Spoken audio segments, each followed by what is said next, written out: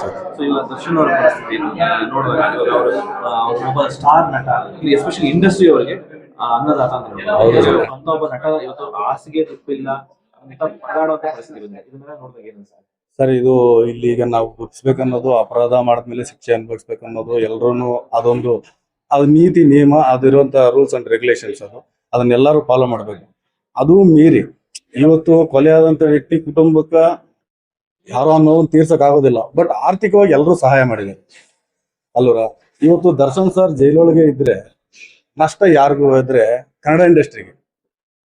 Darshan sir ಜೈಲಲ್ಲಿದ್ರೆ ನಷ್ಟ ಬಂದು ಈ ಅವ್ರೊಂದು ಸಿನಿಮಾ ಯೂನಿಟ್ ಬರ್ತಾ ಇದ್ದಾರೆ ಅಂದ್ರೆ 1000 ಕುಟುಂಬ ಊಟ ಮಾಡ್ತಾರೆ ಸರ್. 1000 ಕುಟುಂಬ ಊಟ ಮಾಡ್ತಾರೆ ಸರ್. ನೆಕ್ಸ್ಟ್ ಸಿನಿಮಾಗಳು ಮಾಡ್ತಾರೆ ಸರ್. ಅದು ಇವಾಗ ಅವ್ರು ಜೈಲಲ್ಲಿ ಇಟ್ರೆ ಯಾರಿಗೂ ಲಾಭ ಏನು, ನೋ ಯೂಸ್ ಸರ್. ಈ ಸಿನಿಮಾ ನಿಂತೈತೆ, ಸಾವಿರಾರು ಕಾರ್ಮಿಕರ ಕೆಲಸ ನಿಂತೈತೆ. ಅದರಿಂದ ಕೋರ್ಟ್ ಅವರು ಇದನ್ನು ಪರಿಗಣನೆಗೆ ತಗೊಬೇಕು. ಒಂದು ಕುಟುಂಬ ಆಗೈತೆ, ಅನಾಹುತ, ತಪ್ಪು ಮಾಡಿದರೆ ನಿಬಂಧನೆಗಳ ಮೇಲೆ, ನಿಬಂಧನೆ ಏನು ನಿಮ್ಮ ಸರ್ಕಾರ ಕೋರ್ಟ್ ಏನು ನಿಬಂಧನೆಗಳಿದೆ, ಆ ನಿಬಂಧನೆಗಳು ಮುಂದೆ ಇಟ್ಕೊಂಡು ಅವ್ರಿಗೆ ನೋಡೋದು, ನೀನು ಸಿನಿಮಾ ನೀವು ಅಟ್ಲೀಸ್ಟ್ ಶೂಟ್ ಮಾಡಿ, ನಿಬಂಧನೆಗಳು ಮೀರಬಾರ್ದು ಅನ್ನೋ ಒಂದು ನಿಬಂಧನೆಗಳಿಟ್ಟು ಸಿನಿಮಾಗಳು ಅವ್ರು ಮಾಡೋಕೆ ಮುಂದೆ ಅವ್ರಿಗೆ ದಾರಿ ಕೊಟ್ಟು ಸಾವಿರಾರು ಕುಟುಂಬಗಳು, ಕಾರ್ಮಿಕರು, ಟೆಕ್ನಿಷಿಯನ್ಸ್, ಎಷ್ಟೋ ಜನಕ್ಕೆ ಒಂದು ಜೀವನೋಪಾಧಿ ಆಗ್ತದೆ. ಅದನ್ನು ಗಮನದಲ್ಲಿ ಇಟ್ಕೊಂಡು ತೀರ್ಪು ಕೊಟ್ಟರೆ ನನಗೂ ಖುಷಿ, ನಾವು ತುಂಬಾ ಖುಷಿ ಪಡ್ತೀವಿ. ಆಗ ಸಾರ್ನು ನಾವು ಭೇಟಿ ಮಾಡಿ ಅವ್ರಿಗೂ ಒಂದು ಕಥೆ ಇದೆ ಸರ್ ಅಂತ ಅಪ್ರೋಚ್ ಮಾಡುವಂತ ಒಂದು ಅವಕಾಶ ಸಿಕ್ಕರೆ ತುಂಬಾ ಥ್ಯಾಂಕ್ಸ್. ಅದು ನಿಮ್ಮ ಚಾನಲ್ ಮೂಲಕ ನಮ್ಗೆ ಇನ್ನೂ ಸಿಕ್ಕರೆ ಅದಿನ್ನೂ ಥ್ಯಾಂಕ್ಸ್ ಸರ್. ಈಗ ಒಂದಿಷ್ಟು ಅಭಿಮಾನಿಗಳು ಏನ್ ಹೇಳ್ತಾರಪ್ಪ ಅಂತಂದ್ರೆ, ದರ್ಶನ್ ಅವರು ಅಂದ್ರೆ ಅವ್ರಿಗೆ ಯಾವುದೋ ಒಂದು ಷಡ್ಯಂತ್ರ ಮಾಡ್ತಾರೆ. ಆಕ್ಚುಲಿ ಬೇಲ್ ಸಿಕ್ಕಿದ್ದು ಕ್ಯಾನ್ಸಲ್ ಮಾಡಿಸಿದ್ರು, ಸುಪ್ರೀಂ ಕೋರ್ಟ್ ಹೋಗಿ ಎಲ್ಲೋ ಒಂದು ಕಡೆ ಬೇರೆ ಅನ್ಯಾಯ ಆಗಿರೋದು ನಿಜ ಆಗಿರ್ಬೋದು, ಬಟ್ ಅನ್ಯಾಯ ಆಗಿರೋ ಪ್ರಕಾರ ನಡೀತಾ ಇಲ್ಲ. ಎಲ್ಲೋ ಒಂದು ಕುತಂತ್ರ ಮಾಡಿ ಬೇಕಂದ್ರೆ ಒತ್ತಡ ಆಗ್ತಾರೆ ಅಂತ ಕೆಲವರು ಸರ್. ಅದು ಅದ್ರ ಬಗ್ಗೆ ನಮ್ಗೇನು ಆಯ್ತಿಲ್ಲ, ಅಷ್ಟು ಡೀಪಲ್ಲಿ ಹೋಗೋಂತ ಇದನ್ನೆಲ್ಲ. ಅದೊಬ್ಬ ನಾನು ಒಬ್ಬ ಸಿನಿಮಾದಲ್ಲಿ ನೋಡಿ, ನಾವು ನೋಡಿರೋ ಕಷ್ಟಗಳನ್ನೆಲ್ಲ ನೋಡಿ, ನಿರ್ಮಾಣ ಕಾರ್ಮಿಕರು, ಈಗಿನ ಕನ್ನಡ ಇಂಡಸ್ಟ್ರಿ ಗ್ರೋತ್ ಬಗ್ಗೆ ಆಗ್ಲಿ, ಆ ಒಂದು ನಿಟ್ಟಿನಲ್ಲಿ ನಾನು ಆ ಬಗ್ಗೆ ಹೇಳಿದ್ದೆ ಹೊರತು ಅವ್ರಿಗೆ ಏನ್ ಷಡ್ಯಂತ್ರ ಮಾಡ್ತಾ ಇದಾರೆ ಅದೆಲ್ಲ ಅದ್ರ ಬಗ್ಗೆ ನನಗೆ ಮಾಹಿತಿ ಇಲ್ಲ. ದಯವಿಟ್ಟು ಇದ್ರ ಬಗ್ಗೆ ಪರಿಗಣನೆ ಕೊಟ್ಟು ಜಡ್ಜ್ ಅವರೆಲ್ಲ ಚಿಂತನೆ ಮಾಡಿ ನಿಬಂಧನೆಗಳ ಮೇಲೆ ಸಿನಿಮಾ ಮಾಡ್ಬೋದಪ್ಪ, ಮಾಡ್ಲಿ. ಸಾವಿರಾರು ಕುಟುಂಬಗಳು ಬೆಳೆಯುತ್ತದೆ, ಹೊಟ್ಟೆ ಜೀವನೋಪಾಧಿ ಮಾಡ್ತಾರೆ. ಅದ್ರ ಬಗ್ಗೆ ಚಿಂತನೆ ಮಾಡಿ ಅವ್ರಿಂದ ರಿಲೀಸ್ ಮಾಡಿದ್ರೆ ಈಗ ನಿಮ್ಮ ಸಿನಿಮಾದಲ್ಲಿ ಧೈರ್ಯಂ ಧರ್ಮಂ ದೇಶ ಈ ಒಬ್ಬರಿಗೂ ಕಷ್ಟ ಅನ್ನೋದು ಬರುತ್ತೆ ಸರ್. ಆಕ್ಚುಲ್ ಆಗಿ ನಿಜ ಏನಾಗಿದೆ ಅನ್ನೋದು ಯಾರಿಗೂ ಗೊತ್ತಿಲ್ಲಲ್ಲ. ಸೊ ಅದನ್ನ ಗೊತ್ತಿಲ್ಲದೆ ಯಾರು ಅವ್ರ ಬಗ್ಗೆ ಮಾತಾಡೋದು ತಪ್ಪಾಗುತ್ತೆ. ಅದಕ್ಕೆ ಕಾನೂನಿದೆ, ಅವ್ರು ಮಾತಾಡ್ತಾರೆ.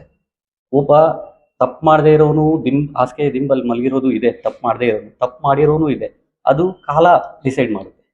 ಆಗ ಹಾಸಿಗೆ ದಿಂಬಲ್ಲಿ ಇದ್ದಾನೆ ಅಂದ್ರೆ ಅವ್ನು ತಪ್ಪು ಮಾಡಿದ್ದಾನೆ ಅಂತಲ್ಲ, ಹಾಸಿಗೆಯಲ್ಲಿ ಇದ್ದಾನೆ ಅಂದರೆ ಅವರು ತಪ್ಪು ಮಾಡಿಲ್ಲ ಅಂತಲ್ಲ, ಗೊತ್ತಿಲ್ಲ. ಅದು ನಾವ್ಯಾರು ಡಿಸೈಡ್ ಮಾಡೋಕ್ಕೆ ಚಾನ್ಸ್ ಇಲ್ಲ.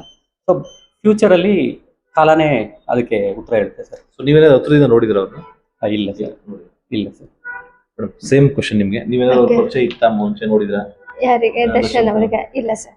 ಆಕ್ಚುಲಿ ಅವರ ಒಂದು ಚಿತ್ರಗಳು, ಸಾಂಗ್ಸ್, ಫಿಲ್ಮು ಲೈಕ್ ಈ ತರ ಇಷ್ಟಪಡ್ತೀನಿ, ಬಟ್ ಅವ್ರನ್ನ ಯಾರನ್ನು ಪರ್ಸನಲ್ ಆಗಿಲ್ಲ ನೋಡಿಲ್ಲ, ಮೀಟ್ ಆಗಿಲ್ಲ.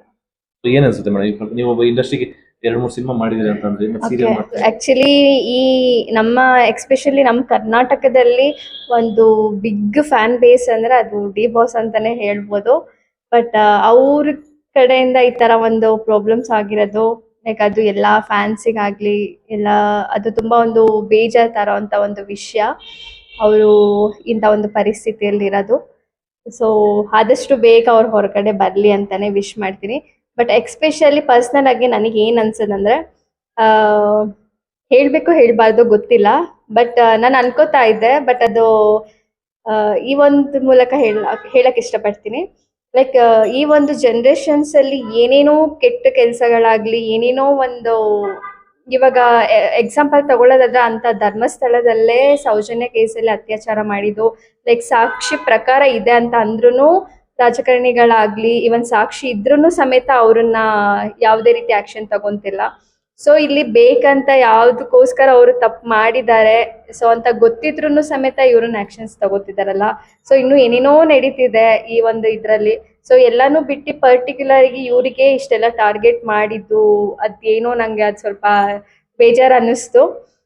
ಸೊ ಇಟ್ಸ್ ಓಕೆ, ಕಾನೂನು ಅಂದ್ಮೇಲೆ ಅದು ಇರತ್ತೆ. ಸೊ ಆದಷ್ಟು ಬೇಗ ಅವ್ರು ಹೊರಗಡೆ ಬರ್ಲಿ ಅಂತ ಹೇಳಿ ವಿಶ್ ಮಾಡ್ತೀನಿ. ಈಗ ನೀವೇನ್ ಹೇಳಿದ್ರು ಅದೇ ತರ ಕೆಲವೊಂದಿಷ್ಟು ಜನ ಈ ವಾದ ಮಾಡ್ತಾರೆ. ನಾರ್ಮಲ್ ಪೀಪಲ್ಸ್ ಆಗಿದ್ರೆ ಇಷ್ಟು ಅಟೆನ್ಷನ್ಸ್ ಆಗ್ಲಿ ಯಾರು ತಗೋತಿರ್ಲಿಲ್ಲ, ಇಂಥ ಒಂದು ಫುಲ್ ದೊಡ್ಡ ಮಟ್ಟಕ್ಕೆ ವೈರಲ್ ಆಗ್ಲಿ ಈ ತರ ಒಂದು ಮಾಡ್ತಿರ್ಲಿಲ್ಲ.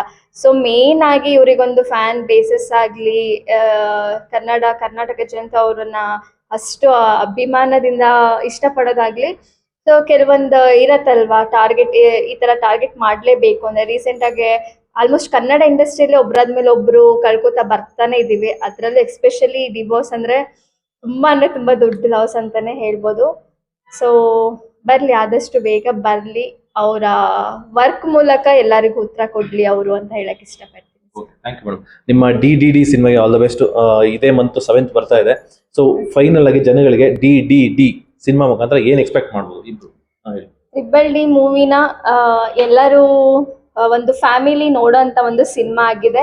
ಸೊ ನಮ್ಮ ನಿಜ ಜೀವನದಲ್ಲಿ ಏನೆಲ್ಲ ನಡೆಯುತ್ತೆ, ಒಂದು ಹಳ್ಳಿ ಫೆಸಿಲಿಟಿ ಆಗಲಿ, ಒಂದು ಸಿಟಿ ಫೆಸಿಲಿಟೀಸ್ ಆಗಲಿ, ಒಂದು ಸಂಬಂಧದ ಬಗ್ಗೆ ಆಗಲಿ, ಒಂದು ಪ್ರೀತಿ ಬಾಂಧವ್ಯದ ಬಗ್ಗೆ ಆಗಲಿ, ಸೊ ಒಂದು ಟೋಟಲ್ ಪ್ಯಾಕೇಜ್ ಕೊಡೋಂಥ ಒಂದು ಸಿನಿಮಾ ಅಂತಾನೆ ಹೇಳ್ಬೋದು. ಖುಷಿ ಆಗಲಿ, ಎಂಟರ್ಟೈನ್ಮೆಂಟ್ ಆಗಲಿ, ಒಂದು ಹ್ಯಾಪಿ ಆಗಲಿ, ಸ್ಯಾಡ್ ಆಗಲಿ, ಎಲ್ಲ ಥರ ಎಮೋಷನ್ಸ್ನು ಮಿಕ್ಸ್ ಅಂತಾನೆ ಹೇಳ್ಬೋದು. ಸೊ ಹೋಪ್ಫುಲಿ ಎಲ್ಲರಿಗೂ ತುಂಬ ಇಷ್ಟ ಆಗತ್ತೆ ಅಂತ ಕೇಳ್ಕೊತೀನಿ. ಇದೇ November triple D movie release ಆಗ್ತದೆ. ಆದಷ್ಟು ಎಲ್ಲರೂ ನೋಡಿ, ನಿಮ್ಮ ಸ್ನೇಹಿತರಿಗೆ, ನಿಮ್ಮ ಫ್ರೆಂಡ್ಸಿಗೆ, ಸಂಬಂಧಿಕರಿಗೆ ಎಲ್ಲರಿಗೂ ಕರ್ಕೊಂಡು ಹೋಗಿ ಥಿಯೇಟರಲ್ಲಿ ನೋಡಿ ಅಂತ ಹೇಳಕ್ ಇಷ್ಟಪಡ್ತೀನಿ. ಹಾಗೆ ನಮ್ಮಂಥ ಹೊಸ ಪ್ರತಿಭೆಗಳನ್ನ ಪ್ರೋತ್ಸಾಹಿಸಿ ಅಂತ ಹೇಳಕ್ ಇಷ್ಟಪಡ್ತೀನಿ. Thank you sir. ಅವರು ವಿಷಯ ಅಂದ್ರೆ ಅದೇ ದೊಡ್ಡ ವಿಷಯ ಏನಿಲ್ಲ ಸರ್. ನಾನು ಹೇಳೋದೇನು ಗೊತ್ತಲ್ಲ, ಓಪನ್ ಆಗಿ ಹೇಳ್ತೀನಿ, ನಾನು ಯಾರು ಇದು ಮಾಡಂಗಿಲ್ಲ ಸರ್. ಏನಿಲ್ಲ, ಸುಮ್ಮನೆ ಹಂಗಂಗ ಇರೋರೆ ಅವ್ರು ಏನೇನೋ ಮಾಡ್ತಾ ಇದ್ದಾರೆ. ಅವ್ರು ಇರೋ ಲೆವೆಲ್ಗೆ ಅದೇನು ದೊಡ್ಡ ವಿಷಯ ಏನಿಲ್ಲ ಸರ್. ಯಾಕಂದ್ರೆ ಡಿ ಬಾಸ್ ಏನು ತಪ್ಪಿಲ್ಲ ಸರ್. ಇವರು ಯಾರು, ಅವರು ರೇಣುಕಾ ಸರ್, ಅವ್ರು ಸರ್ ಅವ್ರೇನು ಸರ್, ಇವ್ರ ಪರ್ಸನಲ್ ಅವ್ರೇನು ಸರ್ ಬರಬೇಕು, ಅವ್ರಿಗೇನು ಗಕ್ಕಿದೆ ಹೇಳಿ ನೋಡೋಣ. ನಾನು ಹೇಳೋದು ದೊಡ್ಡ ಮನಸ್ಸು ಅವ್ರದ್ದು ಎಷ್ಟೋ ಇರುತ್ತೆ ಸರ್. ಇವಾಗ ಯಾರೂ ಸಾಕ್ಷ್ಯ ಯಾರೂ ಇಲ್ಲ, ಎಲ್ಲಾರ್ದು ಯಾವ ಒಂದು ಪರ್ಸನ್ ಇದ್ದೇ ಇರುತ್ತೆ. ಮನ್ಸಿನಾಗ ಉಳಿದ ಮೇಲೆ ಯಾವ್ದೋ ಒಂದು ಚಿಕ್ಕ ಒಂದು ಬ್ಯಾಡ ಇರಲೇಬೇಕು ಸರ್. ಆ ಥರ ಅವ್ರದ್ದು ಒಂದು ಇದು, ಇವ್ರದ್ದು ಅವ್ರದನ್ನ ಡಿ ಬಾಸ್ನ ಒಂದು ಸರ್. ಮಿಚ್ಚೆಲ್ಲ ಎಷ್ಟೆಷ್ಟೋ ಇದೆ, ಅದೆಲ್ಲ ಯಾರು ಆಚೆ ಯಾರು ಹೇಳ್ಕೊಳಂಗೆ ಯಾರು ಇಲ್ಲ. ಅದನ್ನ ನಮ್ಗೇನ ಅದು ದೊಡ್ಡ ವಿಷಯ ಇದಾಗಿಲ್ಲ ಸರ್. ಅದೊಂದು ಚಿಕ್ಕ ವಿಷಯ ಅದ, ಅದು ಇವರು ಆಪೋಸಿಟ್ ಇವರು ದೊಡ್ಡ ಮಾಡ್ತಾರೆ. ಏನ್ ಸರ್, ಯಾರು ಸರ್ ಆ ಥರ ಮಾಡಿದಿರ ನೋಡಿ ಮೇಡಮ್. ಎಲ್ಲ ಜೀವನದಲ್ಲಿನೂ ಎಲ್ಲಾರ್ಗು ಒಂದೊಂದು ಅಫೇರ್ ಇದ್ದೇ ಇದ್ದೆ ಸರ್. ಅವರು ಎಷ್ಟು ಅವರು ಇದು ಮಾಡಿ ಮ್ಯಾರೇಜ್ ಮಾಡ್ಕೊಂಡ್ರೇನು, ಯಾವ್ದಾನ ಒಂದು ಯಾರನ್ನ ಒಬ್ಬ ನಾವು ಇಷ್ಟೇ ಹೇಳ್ತಾರೆ. ಅದ್ರಲ್ಲಿ ಏನು ದೊಡ್ಡ ತಪ್ಪೇನಿದೆ ಸರ್. ಅಲ್ಲ ಅದ್ರಂತ ಏನ್ ಸರ್ ಮಾಡೋದು, ಇವಾಗ ಟೈಮ್ ಬ್ಯಾಡ್ ಸರ್. ಟೈಮ್ ಬ್ಯಾಡ್, ನಾವೇನು ಮಾಡೋಕ್ಕಾಗಲ್ಲ. ಎಲ್ಲಾರ್ಗು ಒಂದು ಲೈಫಲ್ಲಿ ಒಂದು ಟೈಮ್ ಬ್ಯಾಡ್ ಆಗುತ್ತೆ. ಆ ಥರ ಡಿ ಬಾಸ್ ಅವ್ರಿಗೂ ಒಂದು ಟೈಮ್ ಬ್ಯಾಡ್ ಆಗಿದೆ. ಇಲ್ಲ, ಅದು ತುಂಬಾ ಹೇಳಕ್ಕಾಗುತ್ತೆ, ಇದಾಗುತ್ತೆ. ಖಂಡಿತ ಆಚೆ ಬರ್ತಾರೆ, ಖಂಡಿತ ಚೇಂಜ್ ಆಗುತ್ತೆ ಸರ್. ಇವೆಲ್ಲರೂ ಹೇಳ್ತಾರಲ್ವಾ, ಅದು ಕೆಲವು ಹೇಳ್ತಾರೆ, ಅದು ಸವರ್ಣ ಪೀರ್ಸ್ ಏನೋ ಶನಿ ಏನೋ ಬರ್ತಾರೆ ಹೇಳ್ತಾರೆ ಅಲ್ವಾ. ಆ ಥರ ಎಲ್ಲ ಲೈಫಲ್ಲಿ ಒಂದು ಇದು ಬರುತ್ತೆ ಸರ್. ಡಿ ಬಾಸ್ ಸರ್ಗೆ ಇವಾಗ ಬಂದಿದೆ.